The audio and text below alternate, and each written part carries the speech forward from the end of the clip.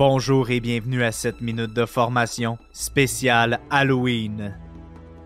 Cette semaine, nous allons voir les lésions psychologiques et le télétravail.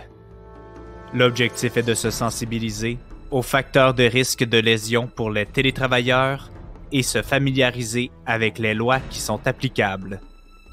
À l'ère où le télétravail est rendu plus présent que jamais, alors que certains y voient de nombreux avantages, d'autres y voient un vrai cauchemar.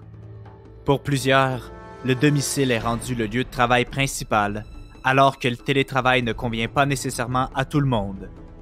De nombreuses implications et questionnements se soulèvent, notamment quant à la santé et sécurité des employés en télétravail.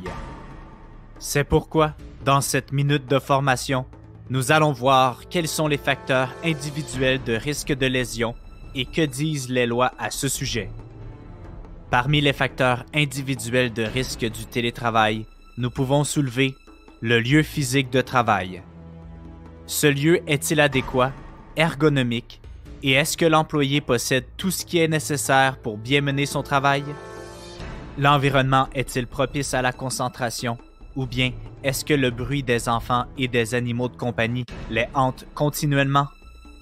Les éléments propres aux individus.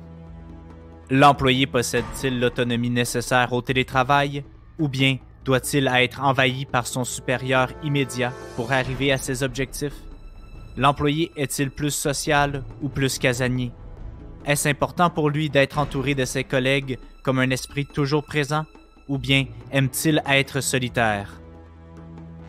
Et le télétravailleur possède-t-il de grandes aptitudes de communication qui lui permettent de communiquer clairement ou bien s'exprime-t-il comme un fantôme? Les autres risques psychosociaux. Est-ce que l'employé a le soutien de ses collègues et supérieurs? Et est-ce qu'il reçoit de la reconnaissance pour son travail? Maintenant, est-ce que les lois permettent de régir ces enjeux pour les télétravailleurs? Bien que l'application n'est pas toujours claire quant à l'aspect psychologique et que plusieurs questions sont encore étudiées, la loi sur la santé et la sécurité du travail et la loi sur les accidents du travail et les maladies professionnelles sont applicables aux télétravailleurs. La loi sur la santé et la sécurité du travail, dans son article 2, énonce que les dangers pour la santé, sécurité et intégrité physique des travailleurs doivent être éliminés à la source. Récemment, le tribunal administratif du travail rappelle que cet article vise aussi la protection de la santé mentale. Les incertitudes et les urgences de la pandémie sont susceptibles d'amener une surcharge monstre de travail qui peut découler en une lésion psychologique. Le tribunal administratif du travail et la jurisprudence reconnaissent qu'une lésion psychologique peut être considérée comme une lésion professionnelle. En terminant, protéger la santé et la sécurité des salariés est une affaire partagée.